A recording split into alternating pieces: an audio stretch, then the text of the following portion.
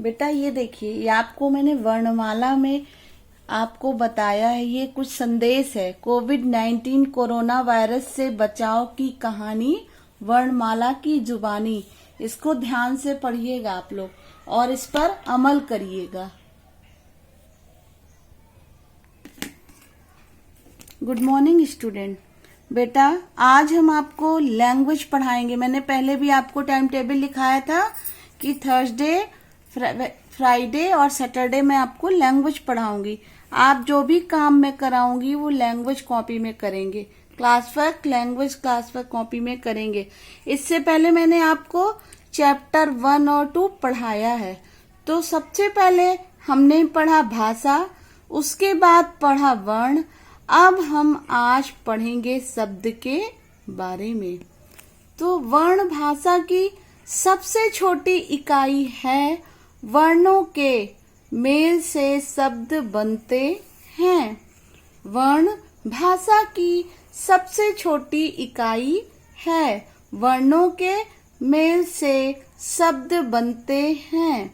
शब्दों का सार्थक समूह ही वाक्य या भाषा है। शब्द भाषा की आत्मा है। जब अभी आपको मैंने बताया कि वर्णों की सबसे छोटी इकाई, वर्णों के सार्थक भाषा की सबसे छोटी इकाई वर्ण है और वर्णों के ही मेल से शब्द बनते हैं। शब्दों का सार्थक समूह, सार्थक मतलब सही शब्द ही वाक्य या भाषा है। जब हम कुछ लिखते हैं सही रूप में तो वो वाक्य कहलाता है। अभी आगे पढ़ेंगे आप। या भाषा है। शब्द भाषा की आत्मा है। जो भी हम बोलते हैं, जो भी सही करते हैं, वो क्या है? हमारी आत्मा है। शब्द इसी तरह शब्द भाषा की आत्मा है, जिसकी नींव पर भाषा का निर्माण होता है। समझ में आ गया कि जिसकी नींव पर, जो हम अगर सही बोलेंगे, सार्थक शब्द सभी कुछ बोलेंगे, तो उसकी नींव पर भाषा का निर्माण, उसी से नींव मतलब बनती है, भाषा बनती है, निर्माण होता है। अतः हम कह सकते हैं दो या दो से अधिक वर्णों के मेल से बनने वाले सार्थक स्वतंत्र ध्वनि समूह को शब्द कहते हैं। या सीधे से कह सकते हैं कि दो या दो से अधिक वर्णों के मेल को हम, सार्थक मेल को शब्द कहते हैं। फिर जैसे माला, तोता, नारी, गमला आदि, ये हमारे शब्द हैं। माला, तोता, नारी, गमला आदि। अर्थात वर्णों के सार्थक मेल से बनी स्वतंत्र और सार्थक ध्वनि शब्द कहलाती है। शब्दों का वर्गीकरण। बेटा आपकी बुक में बहुत सारी चीजें नहीं दी है, ये हम आपको पढ़ाने के लिए, समझाने के लिए सब बता रहे हैं। शब्दों का वर्गीकरण आप में केवल दिया है शब्द के भेद, तो वो अभी हम आगे बताएंगे। पहले आप सब इसी वर्गीकरण में वो भेद आते हैं जो आपके बुक में दिए हुए हैं। तो शब्दों का वर्गीकरण 4 प्रकार से किया गया है। देखिए शब्द है, शब्द को हम कितने भागों में बांटे हैं? 4 प्रकार। पहला रचना के आधार पर, दूसरा उत्पत्ति के आधार पर, तीसरा अर्थ के आधार पर और चौथा प्रयोग के आधार पर। सबसे पहले बेटा आप जानिए रचना या बनावट के आधार पर शब्द भेद। तो रचना या बनावट के आधार पर शब्द के 3 भेद हैं। पहला रूढ़ शब्द, दूसरा यौगिक शब्द, तीसरा योग रूढ़ शब्द। आज हम आपको रचना या बनावट के आधार पर शब्द भेद बताएंगे, कुछ भाग, और कुछ हम आपको कल बताएंगे।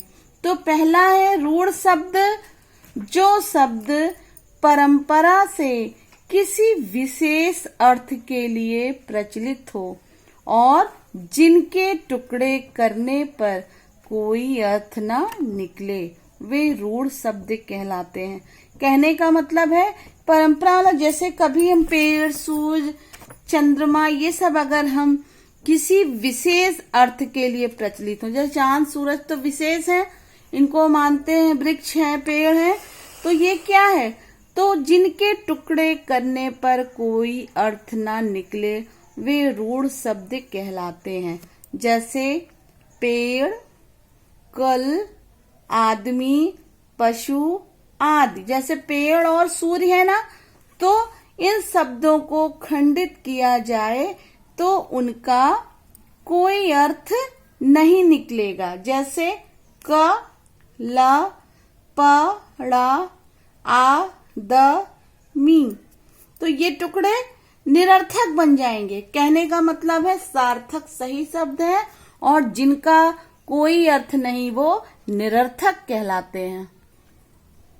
बेटा देखिए, आपका ये क्लास वर्क है और आगे की जो भी आपके भाग हैं वो मैं कल पढ़ाऊंगी। इतना आपको कॉपी में करना है। अभ्यास कार्य, नीचे दिए गए निरर्थक शब्दों से सार्थक शब्द बनाओ। निरर्थक जिनका कोई अर्थ नहीं है। जैसे लिटेन फोन, तो सही शब्द क्या होगा, टेलीफोन। बता कि, ये सही नहीं है, सही अर्थ है किताब। अलरीमा, अलमारी। तकश्शुप, तकश्शुप कोई मतलब नहीं, कोई अर्थ नहीं, पुस्तक। पड़ेक, कपड़े। रहीन, हिरन। देखिए, लिटेन फोन, टेलीफोन। बता की, किताब। अलरीमा, अलमारी। तकश्शुप, पुस्तक। पड़ेक, कपड़े। रहीन, हिरन। ये आपको लैंग्वेज की कॉपी में करना है। लैंग्वेज, हिंदी लैंग्वेज की कॉपी में चैप्टर 3 इंडेक्स में डालेंगे और चैप्टर में क्लास वर्क डाल के ये काम करेंगे आप। बेटा आपका होमवर्क है पाठ 1 से व्याकरण याद करो। पाठ 1 व्याकरण से याद करो। पाठ 1 आपका क्या है, भाषा है। भाषा, पाठ 1 भाषा व्याकरण से याद करो। बच्चों कल मैंने पाठ 2 राष्ट्रीय पुष्पम संस्कृत में, आप लोग बार बार पूछते हैं मैम ये संस्कृत का काम है, ये हिंदी का काम है। जब आपको पता है हिंदी के बाद संस्कृत ही पढ़ाते हैं ना। बच्चों कल मैंने आपको पाठ 2 से कुछ पंक्ति पढ़ाई थी, आज मैं आपको उसके आगे पढ़ाऊंगी। इदम संकेतयति यत् सर्वत्र गुणानां महिमा वर्तते। इदम संकेतयति यत् सर्वत्र गुणानां महिमा वर्तते। इस फूल की महिमा हम सभी गुणों की महिमा बताते हैं। इस फूल की तारीफ करते हैं। किससे? हम सभी इसके गुणों की महिमा बताते हैं। पंकात उत्पन्नपि कमलम निज सौंदर्येण सुगंधिनां च वैशिष्ट्यं प्राप्नोति। पंकात उत्पन्नमपि कमलम निज सौंदर्येण सुगंधिनां च वैशिष्ट्यं प्राप्नोति। कमल कीचड़ में भी उत्पन्न होते हुए अपने सौंदर्य तथा सुगंध की विशेषता बनाए रखता है। कमल कहाँ पे उगता है? कीचड़ में। तो उस कीचड़ में उगते हुए भी अपने सुगंध, खुशबू को बनाए रखता और अपनी विशेषता को बनाए रखता है। तस्योपरि भ्रमरा गुंजन्ति, उसके ऊपर भौरा गूंजते हैं। कभी फूलों के ऊपर देखा होगा भौरा गूंजते हुए, तो कमल के ही भी ऊपर भौरा गूंजते हैं। आज का आपका बेटा अभ्यास कार्य है पाठ 2 से सुमेल कीजिए। जो मिलान करना होता है इसको संस्कृत कॉपी में आपको करना है। राष्ट्रीय पुष्पम में कमल, कौन सा है हमारा राष्ट्रीय पुष्पम? कमल। नीरज वारिजम, विविधान नाम। नीरज वारिज हमारे कई नाम है कमल के। कमलस्य उत्पत्ति, कमल की उत्पत्ति कहाँ होती है? पंकात, कीचड़ में। भ्रमरा गुंजंती, भ्रमरा कहाँ गूंजता है? कमल के ऊपर गूंजता है ना।